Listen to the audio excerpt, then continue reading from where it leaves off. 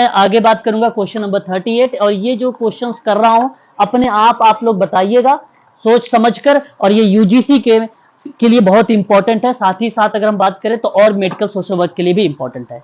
प्रश्न कहता है सामूहिक समाज क्रिया। सामूहिक समाज क्रिया में एक साथ 3 तत्व विद्यमान होते हैं। निम्न में बताइए वो तत्व कौन कौन, अच्छा वो तत्व कौन सा शामिल नहीं है। पूछ लिया वो तत्व कौन सा शामिल नहीं है, बताइए जरा। आभासी संबंध। आभासी संबंध आप बता रहे हैं, ठीक है। अच्छा ये आप मुझे बताना चाहेंगे इसके बारे में जिक्र किसने किया है? मैकमिलन। अच्छा जी, मिलर महोदय ने इसके बारे में जिक्र किया है कि हसन महोदय ने जिक्र किया है? जॉर्ज हसन ने, बताइए। सामूहिक समाज क्रिया में साथ तीन तत्व इन्होंने विद्यमान बताया।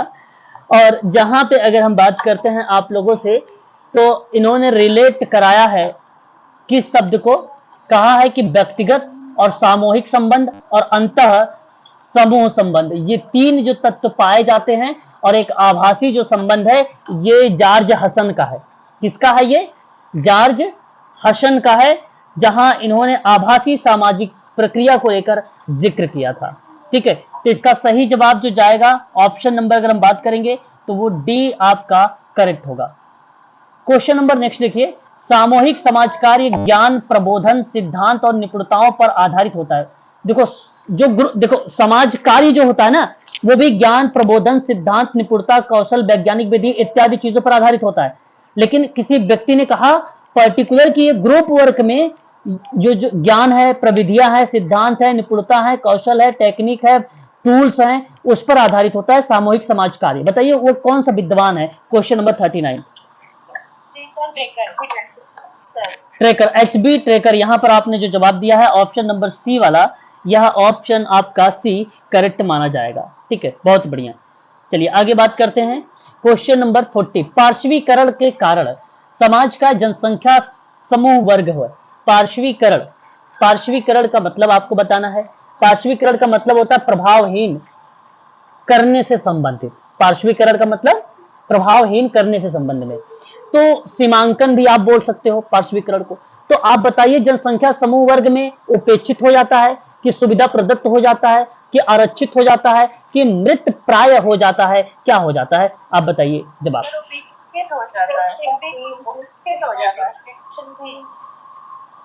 अच्छा, क्वेश्चन नंबर आपने 40 का जो जवाब दे रहे हैं वो बेसिकली आप जो है उपेक्षित हो जाता है। क्या हो जाता है?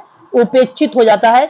हाँ, और ये बात आपकी करेक्ट है पार्श्वीकरण में। इस चीज को आप लोग ध्यान रखिएगा। मनुष्य एक सामाजिक प्राणी है जिसे समाज में सम्मान पूर्वक जीवन जीने के अधिकार है, परंतु बदलते सामाजिक परिवेश के कारण मानवीय व्यवहार में परिवर्तन के परिणाम स्वरूप समाज में कुछ समूह और वर्ग किनारे पर पहुंच गए हैं। कहने का भाव यह है एक प्रकार से भेदभाव वाली प्रक्रिया हमें देखने को मिल रही है।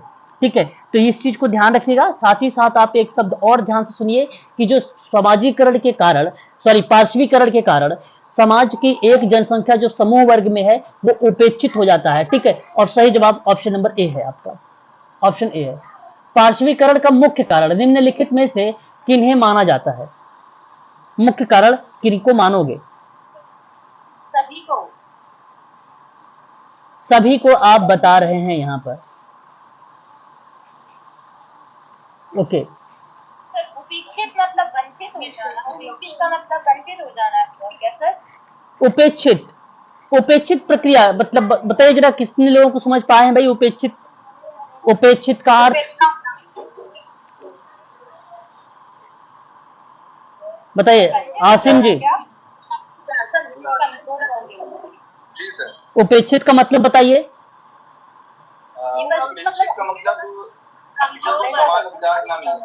हाँ, एक प्रकार से तिरस्कार, एक प्रकार से तिरस्कार, एक प्रकार से उदासीन। ठीक है, बहुत बढ़िया। तो उपेक्षित हो जाता है। पार्श्वीकरण के कारण समाज एक जनसंख्या समूह वर्ग में तिरस्कार हो जाता है पार्श्वीकरण के कारण। क्योंकि पार्श्वीकरण का मतलब क्या होता है मैंने सिंपल बताया ना, प्रभावहीन करने से संबंधित। प्रभावहीन करने से संबंधित मतलब निगेटिव पॉइंट में, मतलब निगेटिव पॉइंट में। तो पार्श्वीकरण का मुख्य कारण किनको माना गया है इस प्रश्न में आया, तो एक तरफ गरीबी है, बेरोजगारी है, चल और अचल संपत्ति का अभाव है, उपर्युक्त तो सभी है। तो क्वेश्चन नंबर 41 का सही जवाब आपने जवाब भी दिया है डी वाला, और डी करेक्ट भी है। प्रश्न 42, सामूहिक समाजकारी में मनोरोगियों को उपचार किया जाता है। हाँ बताइए जवाब। काउंसलिंग के द्वारा हो जाएगा। ओके, काउंसलिंग के द्वारा हो गया, साक्षात्कार के द्वारा हो गया, शल्य चिकित्सा के द्वारा हो गया, शल्य एवं काउंसलिंग दोनों के द्वारा हो गया। क्वेश्चन नंबर 42 का जो सही जवाब जाएगा ऑप्शन नंबर ए जाएगा। सामूहिक समाज कार्य में जो होता है मनोरोगियों की अगर हम बात करते हैं, उपचार के लिए हम काउंसलिंग ही करते हैं। आप ध्यान रखिए, मेडिकल सोशल वर्क के स्टूडेंट के लिए ये प्रश्न बहुत इंपॉर्टेंट है और बहुत अहम है कि जब अगर आप ग्रुप वर्क में हो या समुदाय में हो या आप केस वर्क काम कर रहे हो या आप किसी हॉस्पिटल में काम कर रहे हो, तो अगर उसका आप ट्रीटमेंट करोगे तो सबसे मेन बिंदु जो होगा वो काउंसलिंग होगा, ना ही साक्षात्कार होगा, ना ही शल्य चिकित्सा तो बिल्कुल नहीं होगा, इसको आप हटा दीजिएगा, इसको तो बिल्कुल नहीं होगा ये, ठीक है, इस बात को ध्यान रखिए। क्वेश्चन नंबर आगे बढ़ेंगे 43 के बारे में। नियोजन का सिद्धांत, हाँ प्लीज म्यूट हो जाइए एक बार, कोई भी बच्चा अनम्यूट ना रहे। अगर अनम्यूट होने से क्या होता है बैकग्राउंड आवाज आती है, एक बार आप मुझे बताइए, मैं उनको अनम्यूट कर देता हूँ। कौन है सर शल्य चिकित्सा को इंग्लिश में क्या बोलते हैं? शल्य चिकित्सा मैडम, एक मिनट बता रहा हूँ। और जो सर्जरी वाली प्रक्रिया द्वारा की जाए द्वारा सर्जरी जो होती है ना उसको शल्य चिकित्सा बोलते हैं। ये आवाज कहाँ से आ रही है इतना बैकग्राउंड? सृष्टि म्यूट हो, अच्छा हाँ राहुल, सृष्टि आप भी म्यूट हो जाइए, सृष्टि हाँ कोई बात नहीं, म्यूट हो जाइए, ठीक है। सृष्टि के यहाँ से आवाज थी भाई ये। चलिए आगे बात करते हैं। देखिए एक नियोजन का सिद्धांत है, मैं आपको बता दूं आप सभी को, HB ट्रेकर ने एक किताब लिखा 1948 में सोशल ग्रुप वर्क करके प्रिंसिपल और प्रैक्टिस पर। वो जब किताब लिखा था तो उसमें कुल टोटल उसने 10 सिद्धांत दिए थे। कितने? 10 सिद्धांत। और फिर कहता है कि नियोजन सिद्धांत के अंतर्गत सामूहिक समाजकारी किसे शामिल नहीं किया जाता है। तो इसमें आपको बताना है कि जो नियोजन सिद्धांत है उसके अंतर्गत आपको ग्रुप वर्क में किसको शामिल नहीं करोगे, बताइए जरा एक बार। साक्षात्कार को सर, साक्षात्कार को, इंटरव्यू को, इंटरव्यू को। नियोजन का मतलब होता है प्लानिंग, नियोजन का मतलब होता है planning, planning principle of planning. तो प्लानिंग वाले में जनशक्ति की बात हो सकती है, साधन की बात हो सकती है, माध्यम की बात हो सकती है। देखिए एक बात से अगर मैं कहूं, इंटरव्यू की प्रक्रिया भी होती है, ठीक है। नियोजन का अगर हम पार्ट की बात करते हैं तो पहले किसी साक्षात्कार में अगर हम जब कभी इंटरव्यू वगैरह लेते हैं तो पहले ही हम प्रश्नों की श्रृंखला वगैरह बना लेते हैं, तो वो एक पार्ट का था प्लानिंग वाली, ठीक है। लेकिन समूह क्रिया है ना जी, लेकिन नहीं यहाँ आप, हाँ यहाँ जैसे आपने कहा कि सामूहिक समाज कार्य में, है ना, सामूहिक समाज कार्य में, तो सामूहिक समाज कार्य में साक्षात्कार की बजाय अगर आप साधन, माध्यम, जनशक्ति, जिसे मतलब एक ग्रुप वी फीलिंग की बात है ना, वी फीलिंग की बात, जैसे ग्रुप को लेकर जब चलने की बात करते हो या ग्रुप जैसे काम करने की बात करते हो तो वो बेसिकली करेक्ट होता है। लेकिन साक्षात्कार जो होता है ना वो कहीं ना कहीं एक इंडिविजुअल शब्द को रिप्रेजेंट करता है, एक केसवर्क शब्द को रिप्रेजेंट करता है। इस वजह से मैं ऑप्शन नंबर डी को आप लोगों से कहूंगा कि आप करेक्ट करिएगा, यह पार्ट नहीं है नियोजन का सिद्धांत में, सोशल ग्रुप वर्क में। ऑप्शन नंबर आपका डी करेक्ट होगा। लक्ष्य की अस्पष्टता का सिद्धांत, देखो लक्ष्यों की अस्पष्टता का सिद्धांत है एक, और कहा है कि अधिक अनुपयुक्त मानी जाती है क्योंकि, चार ऑप्शन, ऑप्शन डी होगा। ऑप्शन उपयुक्त मानी जाती है ना सर, क्योंकि इसने कहा उपयुक्त मानी जाती है, ओके तो सर डी होगा, उपयुक्त सभी होगा इसमें। उपयुक्त सभी की तरफ आप लोगों ने झुकाव किया है, ओके। चलिए मैं बात करता हूं अब। देखो क्वेश्चन नंबर जो 44 है इसका सही जवाब ऑप्शन नंबर डी आपने जो दिया है करेक्ट दिया है। बेसिकली लक्ष्यों की अस्पष्टता का सिद्धांत है ना, ये सिद्धांत बेसिकली तो बहुत सारे हैं। सिद्धांत की अगर हम लोग बात करें तो एक दो तो है नहीं, मूल्यांकन के सिद्धांत, साधनों का सिद्धांत है ना, निर्देशित अंतःक्रिया का सिद्धांत, स्वउद्देश्य का सिद्धांत, लक्ष्यों की अस्पष्टता का सिद्धांत, निरंतर व्यक्तिकरण का सिद्धांत, है कि नहीं, कई सिद्धांत। अच्छा, ये जो सिद्धांत आप देख रहे हैं ये सिद्धांत एचबी ट्रेकर वाले हैं, ये भी ध्यान रखिएगा। अब एचबी ट्रेकर ने कहा कि लक्ष्यों की अस्पष्टता का सिद्धांत का मतलब होता है कि एक प्रकार से उद्देश्य विशिष्ट से समूह के सदस्यों की ओर पूरे समूह को नियंत्रित करने से होता है, ताकि जो बिखराव है, जो एक प्रकार से प्रॉब्लमेटिक बिहेवियर है, उस पर हम नियंत्रण कर सके, यानी हमारा उस पर जो है कंट्रोल हो सके, हम उसको नियंत्रित कर सके। तो इस वजह से ऑप्शन नंबर आपका जो जाएगा वो डी वाला ऑप्शन आपका करेक्ट हो जाएगा। तो बिखराव की संभावना कम होती है, बात सत्य है। अस्पष्टता में साझा जो है समझा जा सकता है स्पष्टता में, और समूह को नियंत्रण करने में सहायता भी मिल सकती है। तो मैं कहूंगा ऑप्शन नंबर डी की तरफ आप चले और ऑप्शन डी ही आपका करेक्ट जवाब होगा। उसके बाद अगर हम बात करते हैं क्वेश्चन नंबर 45, क्वेश्चन नंबर 45 कहता है समूहगत की क्रिया को अभिव्यक्त करने वाले कारकों में शामिल है। जैसे कि एक शब्द आप लोगों ने सुना ही होगा समूहगतिकी, तो समूहगतिकी कर्ट लेविन का द्वारा दिया गया है, ये बात मैंने पहले भी आप लोगों को बता चुका हूं और याद करिएगा, बहुत इंपॉर्टेंट सवाल है ये। तो उस क्रिया में अभिव्यक्त करने वाले कारकों में शामिल है, तो बताइए जरा कौन सी चीजों को शामिल किया गया है ग्रुप डायनेमिक में। सही बात। यहां देखो, समूह उद्देश्य का निर्धारण करना हो गया, समूह का आकार हो गया, समूह की बनावट हो गई, ये बेसिकली जो ग्रुप डायनेमिक होता है उसमें माना जाता है, उसको उसमें रखा जाता है। बेसिकली जो समूह गतिकीय है वो समूह निर्माण की एक प्रक्रिया मानी जाती है, जिसके अंतर्गत समूह विभिन्न संरचनाओं का एक प्रभावपूर्ण अवलोकन किया जाता है इसमें, और समूह की बनावट, समूह का आकार, सदस्यों का चयन और अनुबंधन का मतलब लर्निंग होता है एक प्रकार से, है ना, अनुबंधन सीखना, अनुबंधन समूह गतिकीय क्रिया को अभिव्यक्त करता है ना।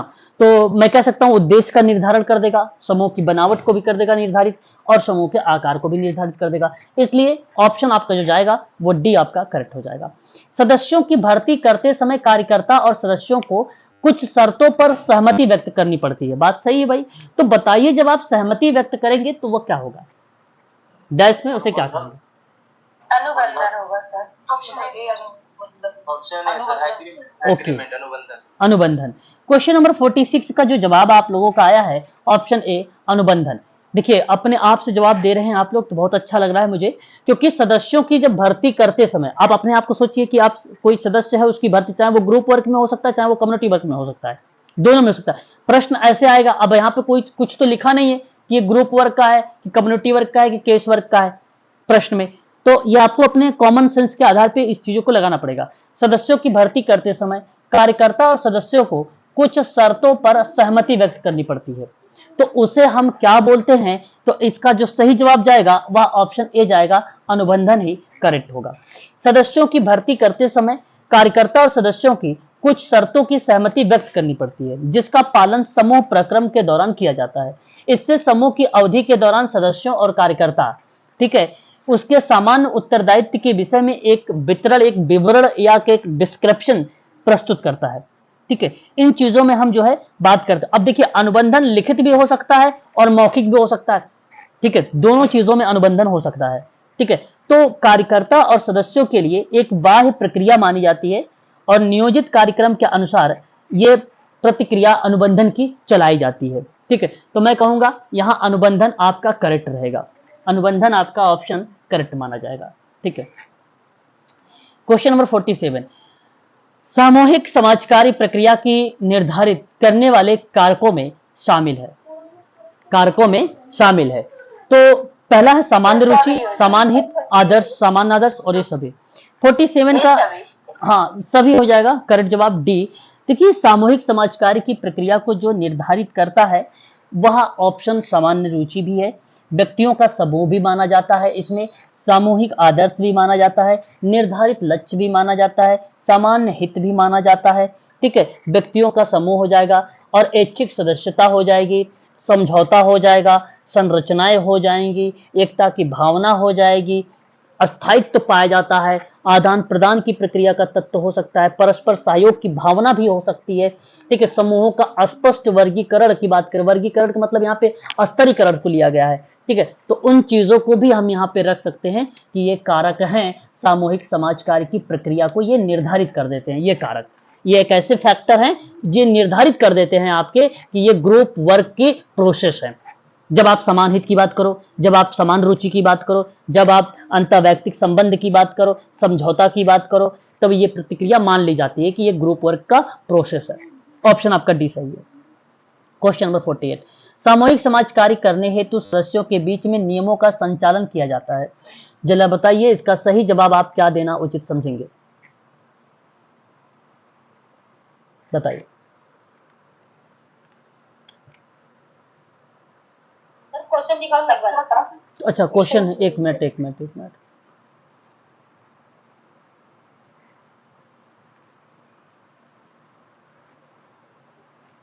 सॉरी, एक मिनट।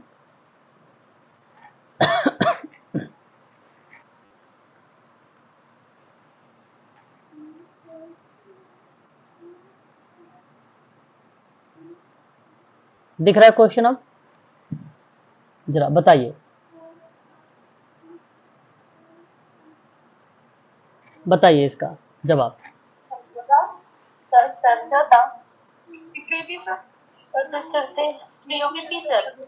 ओके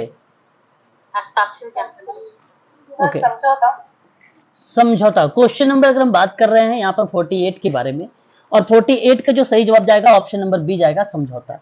ठीक है, यहाँ समझौता ही करेक्ट होगा। सामूहिक समाज कार्य करने हेतु सदस्यों के बीच नियमों के संचालन के लिए जो किया जाता है वो समझौता किया जाता है। संधि नहीं होता है, संधि मतलब मित्रता, स्वीकृति भी नहीं होती है, ना ही ज्ञापन का हस्ताक्षर होता है। ऑप्शन आपका केवल यहाँ पे समझौता पॉजिटिव शब्द है और समझौता ही करेक्ट माना जाएगा। ठीक है, बात करेंगे क्वेश्चन नंबर 49, सामूहिक समाज कार्य प्रक्रिया के तहत कार्यों के क्रियान्वयन में अनिवार्यता माना जाता है। क्वेश्चन नंबर 49, क्वेश्चन नंबर 49 सही, बिल्कुल। अंतर्वैयक्तिक संबंध, ढांचा और एकता का। देखो अभी मैंने बता रहा था ना, जैसे ये की प्रक्रिया में बताइए ग्रुप वर्क की कौन कौन से और क्रियान्वयन हो सकते हैं ना अनिवार्यता के रूप में, तो वो भी जैसे अभी ऊपर आपने एक सवाल देखा वो सी से रिलेटेड ये भी ऑप्शन में आ गए हैं, और ऑप्शन आपका डी यहाँ पे करेक्ट हो जाएगा। संसूचक मुख्य रूप से सामूहिक समाज कार्य प्रक्रिया को डैश करने का काम करता है। जवाब बताइए इसका करेक्ट क्या होना चाहिए।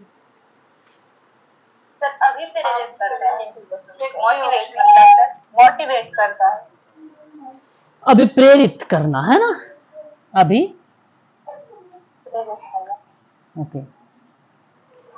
ओके।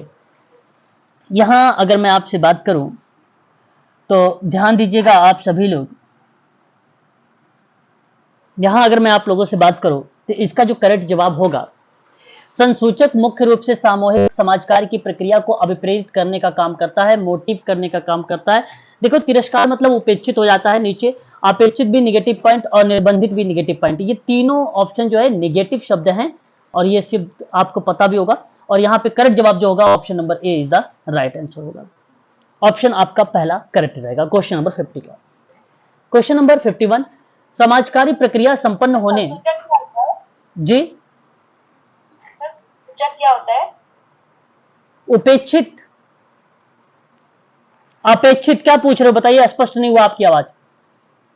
संसूचक क्या होता अच्छा है? संसूचक क्या होता है, ओके ध्यान सुनिए। बेसिकली संसूचक एक ऐसा शब्द है मैडम जो हम यूज करते हैं सामूहिक समाज कार्य का संचालन को प्रभावी तरीके से उसको ताकि कर सके, डेटा को कलेक्ट कर सके, समस्या को समाधान करने के लिए। संसूचक शब्द समूह कार्य की प्रक्रिया में विशेष रूप से कार्यविधि प्रणाली को दर्शाने के लिए यूज में लाया जाता है। संसूचक शब्द, संसूचक एक माध्यम है जिसके जरिए सामूहिक समाज कार्य किए जाते हैं, एक माध्यम है, और इसमें कार्यकर्ता यानी आप सेवार्थी की समस्याओं का समाधान करते हैं, डेटा कलेक्ट करेंगे, उसके समस्या का समाधान को जानने का प्रयास करेंगे। गरीबी, अशिक्षा, बेरोजगारी, बीमारी से ग्रसित अगर व्यक्ति है, उसके अलावा भी समाज के जो उपेक्षित वर्ग के लोग हैं, विशेष सहायता जिनको प्रोवाइड की जा रही है, उनकी भी आइडेंटिफाई करेंगे हम लोग, और फिर उसे जो है समाज की मुख्य धारा से जोड़ने का काम करेंगे। एक माध्यम है ये संसूचक। समाज कार्य प्रक्रिया संपन्न होने के या होने में किसकी भूमिका शून्य मानी जाती है? आईएमपी सवाल, और इसको आप नोट करिएगा। किसकी भूमिका शून्य मानी जाती है? मूल्यांकन। और बताइए कोई लोग। उत्प्रेरण। सर हस्तक्षेप। हस्तक्षेप। उत्प्रेरण शब्द जो यहाँ पे देख रहे हैं, उत्प्रेरणा ही एक प्रकार से अभिप्रेरणा शब्द है। इसी को हम लोग मोटिवेशन या मोटिव या प्रेरित या प्रेरण या प्रणोद भी कहते हैं। इसी को प्रणोद भी बोलते हैं इसी को। तो प्रणोद शब्द आपने पेपर में तो देखा ही होगा, मुझे जहां तक उम्मीद है ये वही शब्द है उत्प्रेरण। और सामाजिक कार्य प्रक्रिया संपन्न होने में किसकी भूमिका शून्य मानी जाती है? वह है प्रेरक या उत्प्रेरक। इसको प्रेरण भी कह सकते हो और प्रेरणा भी बोल सकते हो। ठीक है, तो यह सही जवाब है ऑप्शन नंबर आपका यहाँ पर डी करेक्ट माना जाएगा आपका। जब आप समूह कार्य की प्रक्रिया को समापन करेंगे, संपन्न करेंगे, उस दौरान की बातें यहाँ पर कही गई है, और ऑप्शन आपका यहाँ पे करेक्ट माना जाएगा डी। संसूचक के परिणाम में मूलतः शामिल किया जाता है। बताइए संसूचक में आप किसको शामिल करना उचित समझेंगे? 4 ऑप्शन आपके सामने है। बात है परिणाम में, ध्यान रखिएगा उसके परिणाम। सभी हो जाएगा इसका, उपरोक्त सभी होगा। देखिए संसूचक की बात हम लोग यहाँ पे कर रहे हैं, और अभी आपने जवाब भी मुझे दिया है सभी लोगों ने कि इसका जो करेक्ट जवाब है वो सभी है। बिल्कुल, देखिए संसूचक के माध्यम से समूह कार्य का संचालन प्रभावी तरीके से किया जाता है, ये बात सत्य है। और समस्याओं का समाधान किया जाता है, ये भी बात सत्य है, जैसा कि ऑप्शन नंबर 3 में दिया गया है। फिर अगर हम वही बात करते हैं आप लोगों से, संसूचक के परिणाम के अंतर्गत जो है विशिष्ट रूप से इसको प्रदर्शित किया जाता है, और इसके माध्यम से परिणामों की जानकारी मिलती है। समस्या समाधान में ये काफी प्रभावी हो जाता है। साथ ही साथ सकारात्मक का बोध उत्पन्न होता है, क्योंकि समस्या के समाधान के प्रति प्रोत्साहन हेतु अगर हम बात करें तो बेसिक समस्याओं से अवगत भी करवाता है। ये एक प्रकार से सेवार्थी कार्यकर्ता के मध्य जो है विश्वसनीय संबंध भी स्थापित हो जाता है, जो कि पॉइंट ए में दिया गया है। और साथ ही साथ अगर हम बात करें चिकित्सकीय उपाय के परिप्रेक्ष्य में, तो वहां पर भी बेसिकली परीक्षण के दौरान मूल बीमारी का पता लगाया जाता है, यानी प्रभावी उपचार भी यहाँ पे संभव हो जाता है। इसलिए ऑप्शन नंबर आपका डी आपका करेक्ट हो जाएगा क्वेश्चन नंबर 52 का। क्वेश्चन नंबर 53, समस्या समाधान की प्रक्रिया में डैश प्रभावी भूमिका निभाता। बताइए कौन निभाएगा इसमें भूमिका? समस्या यहाँ बेसिकली अगर हम बात करते हैं तो निर्णय आपका यहाँ पे करेक्ट हो जाएगा। समस्या समाधान की प्रक्रिया में निर्णय प्रभावी भूमिका निभाता है समस्या समाधान मतलब डिसीजन में, और सही जवाब है ऑप्शन नंबर आपका बी। ऑप्शन बी आपका करेक्ट जवाब रहेगा। ठीक है, क्लियर? जी सर। ओके, आगे बात करते हैं क्वेश्चन नंबर 54। नेतृत्व के संदर्भ में बर्नार्ड के अनुसार नेतृत्व के 4 कार्यों में शामिल किए गए हैं। मतलब 4 कार्य शामिल किए गए। नेतृत्व मतलब लीडरशिप, बहुत अच्छा सवाल। और क्वेश्चन में नाम दिया है बर्नार्ड, नाम दे दिया है बर्नार्ड का, और प्रश्न पूछ लिया कि नेतृत्व के 4 कार्य, उसके टास्क। जी सभी एक है, एक बिल्कुल एक शब्द आपका आ जाएगा उद्देश्यों का निर्धारण, एक शब्द आ जाएगा साधनों को जुटाना, और एक शब्द आ जाएगा समन्वित क्रिया को प्रोत्साहन देना। लेकिन 4 है तो चौथा कौन सा है? क्रिया की साधनात्मक शक्ति। बिल्कुल, साधनात्मक शक्ति है, साधनात्मक शक्ति है, और ये आपका फिर करेक्ट जवाब हो जाएगा। याद रखेंगे बर्नार्ड का नाम, और बर्नार्ड बहुत फेमस पर्सन है भाई, है ना। बर्नार्ड बहुत फेमस पर्सन है। एक प्रकार से इनका पूरा नाम अगर हम बात करें, बर्नार्ड जीन एटियन अर्नोल्ड करके इनका नाम आता है, या बर्नार्ड अर्नोट करके भी कभी कभी जो है पूछ लेता है हमारे क्वेश्चन पेपरों में। और इनकी एक महान एक बेस्ट या फेमस पुस्तक रही है, और इन्हीं के नाम पे आधारित थी।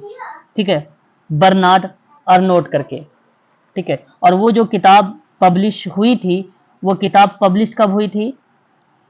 किसी को पता है वो किताब पब्लिश कब हुई थी?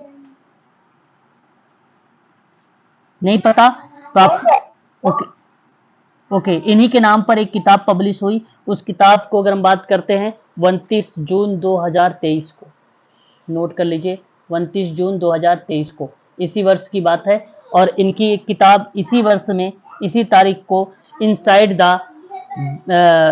द जो है बिलीनियर्स माइंड, ठीक है, इनसाइड द, ठीक है, बिलीनियर्स माइंड 2023।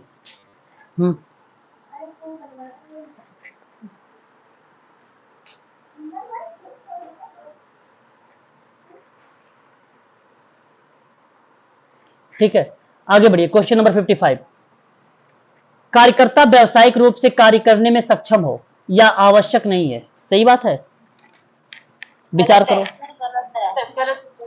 55 भाई, कार्यकर्ता व्यावसायिक रूप से कार्य करने में सक्षम हो या आवश्यक नहीं है, और ये बात गलत। सही कोई कह रहा है?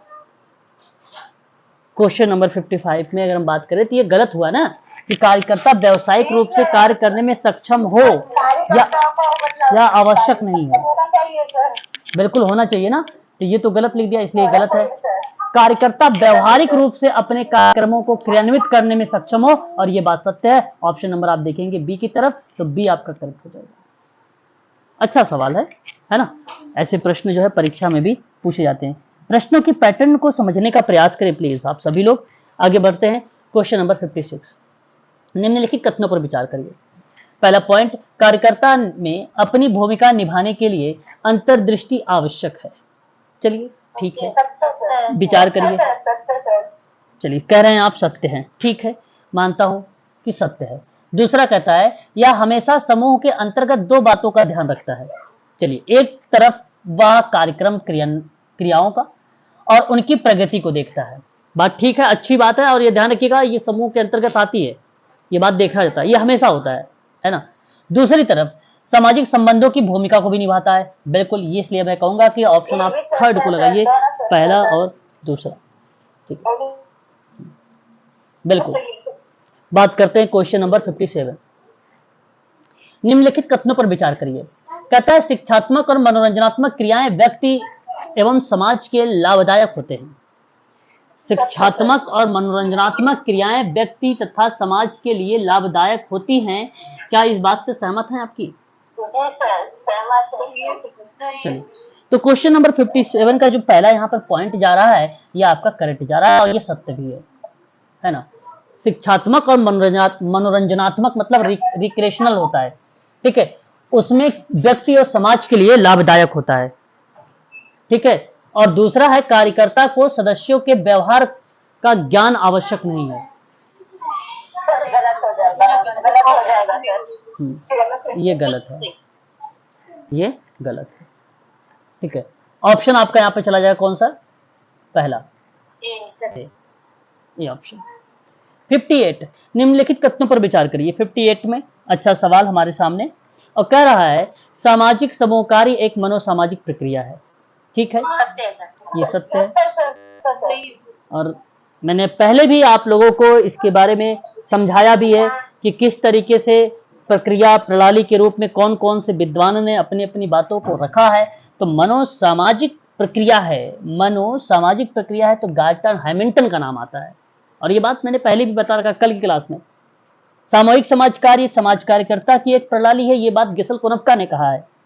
सामाजिक समूह सेवा कार्य की एक प्रक्रिया है, और ये बात विल्सन और राइलैंड ने कहा है, ठीक है। तो याद रखिएगा, एक विशेष प्रणाली है, और ये एचबी ट्रिकर ने कहा है। तो सामाजिक समूह कार्य एक प्रणाली है जिसके द्वारा व्यक्तियों की सामाजिक संस्था के अंतर्गत समूहों की एक कार्यकर्ता द्वारा सहायता की जाती है। क्या इस बात से आप सहमत हैं? दोनों सत्य है सर, दोनों सत्य हो जाएंगे। तो मैं आप लोगों से कहूंगा ऑप्शन नंबर सी का चुनाव कर लीजिए, फिर सी आपका करेक्ट हो जाएगा। तो ये विचार वाले प्रश्न है। आगे बढ़ते हैं क्वेश्चन नंबर 59। निम्नलिखित कथनों पर विचार करिए। समूह के सदस्य एकता और सहानुभूति की भावना से बंधे होते हैं, क्या बात सत्य है? ओके।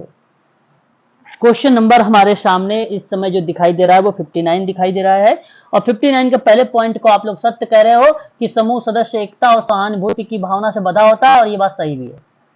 दूसरी बात, समूह के सदस्य एक दूसरे की सहायता करते हैं और अपने हितों की सामूहिक रूप से रक्षा भी करते हैं। बिल्कुल समूह में ऐसी बात होती है, ये भी सत्य है, इसलिए ऑप्शन नंबर आपका सी सही हो जाएगा। क्वेश्चन नंबर 60 कि समूह के माध्यम से कार्य करने पर बहुत सारे समय, ऊर्जा, संसाधन की बचत होती है, क्या बात है? ऐसा सत्य है? चलो ठीक है, ये बात सत्य है। तो दूसरी बात बताइए आप कि समूह के साथ कार्य करने के लिए व्यवसायिक ज्ञान, समस्या विज्ञान और ज्ञान और कौशल का होना जरूरी नहीं है। क्यों नहीं भाई, जरूरी तो है। ये असत्य है, हाँ, इसलिए ऑप्शन नंबर आपका पहला यहाँ पे करेक्ट हो जाएगा। ठीक है, ट्रैकर के बारे में कुछ विचार दिया गया है, जरा इस विचार को समझने का प्रयास करें आप लोग। पहला पॉइंट ये है कि सीमाओं का रचनात्मक उपयोग होना चाहिए, सीमाओं का। चलिए ठीक है, अच्छी बात है, रचनात्मक तरीके से होना चाहिए, बात सत्य है। समूह सदस्य मुख्य रूप से अपना कार्यक्रम सामग्री का समूह अंतःक्रिया उपयोग करेगा और समूह सदस्यों के अंतर्दृष्टि जगाने का काम भी करेगा। क्या ट्रेकर इस विचार से सहमत हैं या इस बारे में अपने सिद्धांत में जिक्र किया है? नहीं सर, नहीं किया है ट्रेकर। क्यों भाई? सीमाओं की रचनात्मक उपयोग होना चाहिए। समूह सदस्य मुख्य रूप से अपना कार्यक्रम प्रणाली, अपना जो है कार्यक्रम सामग्री का और समूह की अंतःक्रिया का उपयोग करेगा समूह, और समूह के सदस्यों में अंतर्दृष्टि जगाने का काम करेगा। सीमाओं का रचनात्मक उपयोग होना चाहिए और समूह के सदस्य मुख्य रूप से अपना कार्यक्रम सामग्री का समूह अंतःक्रिया का उपयोग करेगा और समूह सदस्यों के अंतर्दृष्टि जगाने का काम भी करेगा। देखिए ये बेसिकली क्या है, जो पार्श्वीकरण है, पार्श्वीकरण सीमांकन जो शब्द है, उस पार्श्वीकरण की प्रतिक्रिया को यहां पर इसने एक प्रकार से रिप्रेजेंट किया, परंतु ये बात देखिए अपने उसने किसी सिद्धांत में जिक्र नहीं किया है। उसके सिद्धांत तो निरंतरता, व्यक्तिकरण का सिद्धांत मतलब व्यक्तिकरण पर बात किया, प्लानिंग के सिद्धांत में प्लानिंग की बात किया, उद्देश्य में उद्देश्यों की बात किया, जनतांत्रिक में उन्होंने एक प्रकार से समूह निर्माण के प्रारंभिक चरण को लेकर उन्होंने एक लोगों को जमावड़ा की बात किया। ठीक है, स्वउद्देश्य के सिद्धांत में निर्देशित सामूहिक अंतःक्रिया के सिद्धांत में उन्होंने ये बात किया कि उपलब्धि समूह के सदस्यों के बीच, सामूहिक कार्यकर्ता के बीच होने की अंतःक्रिया पर निर्भर करती है, इस पर इन्होंने जिक्र किया था। सीमांकन जैसे शब्दों के बारे में जिक्र नहीं किया है। दूसरी बात, साधनों के उपयोग के बारे में बात किया है, मूल्यांकन के बारे में बात किया है परिमार्जन करने के लिए। ठीक है, सीमांकन का जैसा कोई सिद्धांत इन्होंने रचनात्मक उपयोग होना चाहिए ऐसा किसी सिद्धांत में पर्टिकुलर इन्होंने बोला नहीं है। ट्रेकर ने समूह के प्रत्येक सदस्य को अलग ढंग से समझा जाना चाहिए, इसका अर्थ यह हुआ कि व्यक्तिकरण अनिवार्य है। देखिए व्यक्तिकरण में अगर हम बात करें तो ये केसवर्ग को रिलेट कराने वाली जैसी प्रतिक्रिया यहाँ पे दिख रही है। व्यक्तिकरण का सिद्धांत सतत उपयोग होना चाहिए इन्होंने बताया, और कहा कि हर समूह में ऐसे व्यक्ति सम्मिलित होते हैं जो कि या तो समूह से पूरी तरह से संजित रहते हैं, या तो वो पूरी तरह से सदैव असमर्थ रहते हैं, या तो समूहगत परिवर्तन के समय में वह सामंजस्य की प्रक्रिया में रहते हैं, है ना। तो इस परिप्रेक्ष्य में अगर हम बात करते हैं तो हर एक व्यक्ति अलग अलग होता है, समूह के लाभ भी अलग अलग होंगे। ठीक है, यह प्रतिक्रियाएं संचालित होती हैं, तो समूह और व्यक्ति परिवर्तनशील होते हैं। तो इन्होंने ये बात नहीं कहा कि समूह के प्रत्येक सदस्य अलग ढंग से समझाना जाना चाहिए। तो अगर आप सोचिए तो वो तो फिर केस वर्क हो जाएगा। अब ग्रुप वर्क में ये होता है कि ग्रुप को लेकर बात होती है, अलग ढंग से समझाने की बातें नहीं होती है। ग्रुप वर्क में पूरे ग्रुप लेकर बात करते हैं हम लोग ना, सम पीयर ग्रुप की बात करें, समवयस्क की, तो इसमें जो भी प्रॉब्लम आएगी इस समवयस्क वाले में, तो उसमें सबकी कॉमन समस्या होगी। अलग करने का मतलब ये हुआ कि हम एक एक व्यक्ति को देख रहे हैं, तो ऐसे ये काम होता नहीं, तब वो ग्रुप वर्क नहीं कहलाएगा, फिर वो तो केस वर्क हो जाएगा। ठीक है, यहाँ पर ना तो पहला सही है ना ही दूसरा सही है, इसलिए ऑप्शन नंबर आप लगाइए, कथन सही है ना तो 1 ना ही 2। Option number D. अच्छा सवाल था, इस पे विचार करने वाला। तो प्रश्न कभी कभी आते हैं ना कि आप में गलत वाले भी आते हैं एग्जाम में, ठीक है, तो इसलिए आप यहां पर भी ध्यान रखिएगा। वाल्टर एंड्रास फ्रीडलैंडर के बारे में आपको भली भांति तरीके से पता होगा और आप लोग, मुझे उम्मीद है कि आप इनके बारे में अच्छे से जानते भी होंगे। जब आप जरा इनके बारे में बताइए क्या यहाँ पे करेक्ट होना चाहिए, पढ़िए एक बार, क्या यहाँ पे करेक्ट होना चाहिए।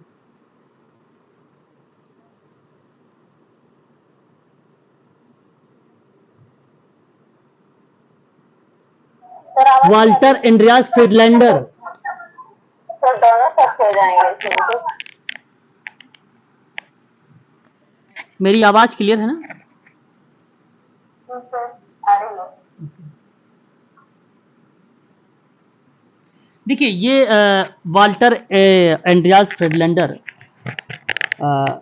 बर्लिन जर्मनी के रहने वाले व्यक्ति, बहुत ही फेमस पर्सन है ये सोशल वर्क में। और मैं आप लोगों से कहूँगा कि इनका परीक्षाओं में हर बार प्रश्न पूछा ही जाता है इनसे, है ना। तो इनकी एक पुस्तक आई थी, concept and method of social work करके इनकी किताब आई और बहुत चर्चित में रही है वो किताब, ठीक है। उसके बाद अगर हम बात करें तो इनकी ये जो किताब आई सन 1958 में आई थी, concept and method of social work करके 1958 में आई थी। नोट कर दूं या नोट कर ले रहे हो, कर लोगे आप लोग? पहले भी मैंने सर्च करवा रखा आप लोगों को कई बार, बोलिए। हेलो, चलो फिर ठीक है। और फिर उसके बाद अगर हम बात करते हैं तो इनकी एक इंट्रोडक्शन टू सोशल वेलफेयर करके किताब आई, ये बहुत फेमस रही सोशल वेलफेयर वाली, परीक्षाओं में कई बार जो है ये पूछी भी जाती है। सन 1980 के दशक में वेलफेयर वाली किताब आई थी, परीक्षा में कई बार आ चुका है, इसको आप जरूर ध्यान रखेंगे। किताब का नाम इंट्रोडक्शन टू सोशल वेलफेयर, ठीक है। 2 किताब इनकी काफी चर्चित हुई है। अब इस सवाल में इन्होंने कहा कि अंतःक्रिया एक प्रक्रम होता है, बात को समझिए, जिसके माध्यम से समूह सदस्य अपनी शक्तियों और ताकत को विकसित करते हैं, इसलिए कि समाज समूह कार्यकर्ता को इस प्रक्रम को सही ढंग से निगरानी करनी चाहिए। क्या आप इस बात से सहमत हैं वाल्टर एंड्रियास फ्रीडलैंडर के बुनियादी सिद्धांत से? बिल्कुल, यहां मैं आपसे कहूंगा कि इससे सहमत रहिएगा और ये सत्य बात है। विचार कर रहे हैं अपने बुनियादी सिद्धांत के अंतर्गत। यह भी आवश्यक है कि गैर मौखिक गतिविधियां और कार्यक्रम को मौखिक सामग्री के साथ ही समझा जाए और उसके साथ ही उसका प्रयोग भी किया जाए, और ये भी आपका सत्य है, इसलिए ऑप्शन आपका थर्ड जाएगा, पहला और दूसरा सही है। एक यहाँ पर विचार करने के लिए कुछ पॉइंट्स दिए गए हैं, इन पॉइंट्सों को भी आप लोगों को थोड़ा सा ध्यान रखना है, समझने का प्रयास करिएगा आप सभी लोग। और प्रश्न में यहाँ कहा गया कि समूह में सदा व्यक्ति सम्मिलित होते हैं, बात सत्य है। और इसमें जिनमें अंतःक्रिया होती रहती है और जिनकी अंतःक्रिया इस भावना से कि वह मिलकर एक इकाई का निर्माण करते हैं और वो प्रभावित होती है।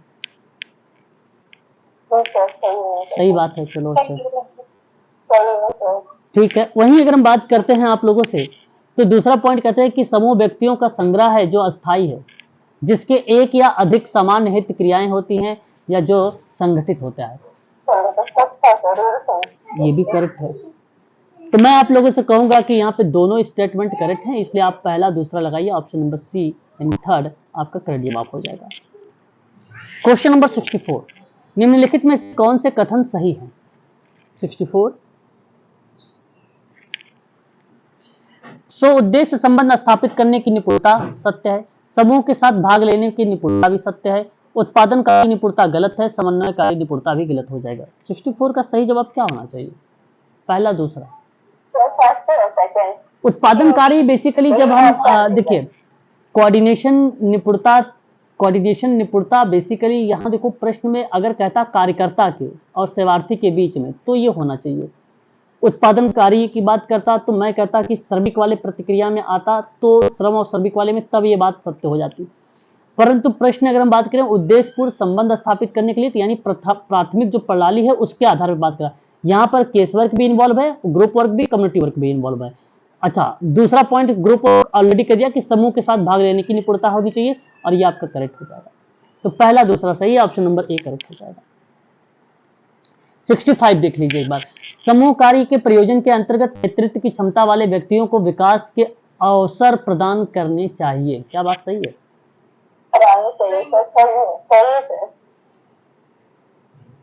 ओके,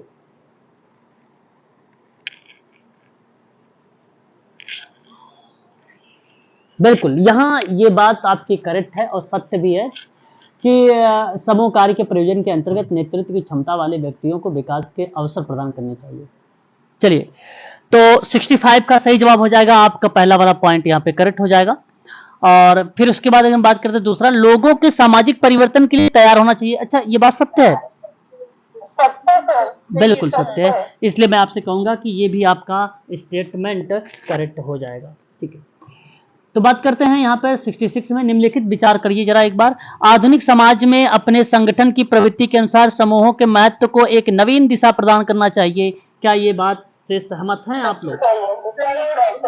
चलिए ठीक है, तो समूह के द्वारा बताइए दूसरा वाला, समूह के द्वारा व्यक्ति समाज को अपना कोई भी योगदान नहीं दे पाता है। गलत, बिल्कुल गलत है, गलत है, ठीक है, गलत है ए। हाँ, तो यहाँ पर अगर हम बात कर रहे हैं तो ये आपका सही जवाब हो जाएगा और पॉइंट पहला वाला आपका सही हो जाएगा। आगे हम बात करते हैं क्वेश्चन नंबर 67 के बारे में, और कह रहा है कि निम्नलिखित कथनों पर विचार करना है आपको।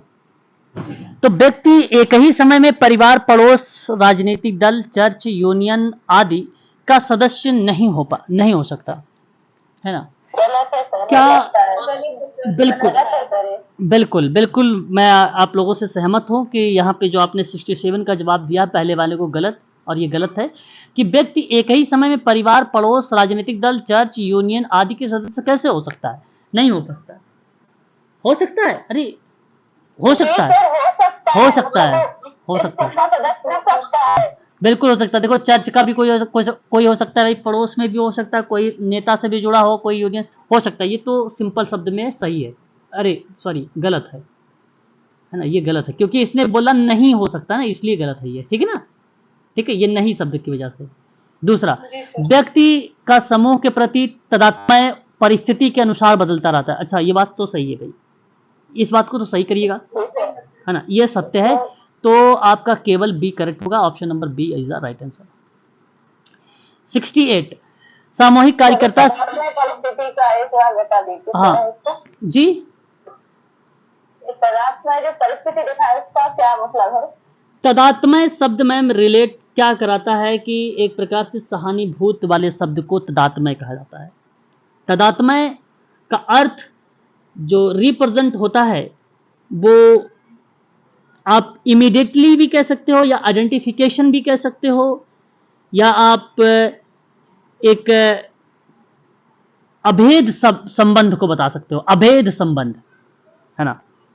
अभेद, तदात्म्य, तदात्म्य शब्द, तदात्म्य जो शब्द होता है तदात्म्य, ठीक है, वह एक प्रकार से अभेद संबंध को बताता है, या तत्कालीनता, आप नोट करो सबसे पहले, तत्कालीनता के परिस्थिति के अनुसार बदलता रहता है। व्यक्ति के समूह के प्रति तत्कालीनता या एक जान समझकर या एक जानबूझकर प्रतिक्रिया करके या एक अभेद संबंध रखकर के अनुसार बदलता रहता है।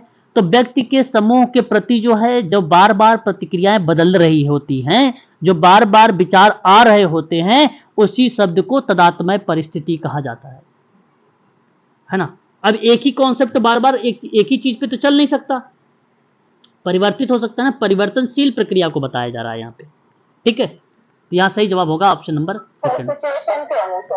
जी, सिचुएशन के अकॉर्डिंग ना, किसके अकॉर्डिंग समझ नहीं पाया? मतलब जैसे सिचुएशन रहेगी उसके अनुसार, इसका मतलब है। हाँ, मतलब परिस्थितियां जैसे सिचुएशन का, आप मान लो कोई ग्रुप है तो ग्रुप में हमेशा परिवर्तन होता है, ग्रुप डायनेमिक होता ही है, समूह गतिकी होता ही है ना? तो हमेशा बदलता ही रहता है ना, ये चीजें चेंज होती रहती है, ठीक है? चलिए, अच्छा आज के लिए बस इतना ही आप लोग रखिए, है ना? और अभी हम लोग बातचीत करेंगे कुछ डिजीज, कुछ सिंड्रोम वगैरह के बारे में जो उत्तराखंड में बचा हुआ है, ठीक है? उसको जो हम लोग कंप्लीट करेंगे आज, ठीक है, उत्तराखंड वाली क्लास में। ओके, ठीक है जी सर, थैंक यू। चलिए।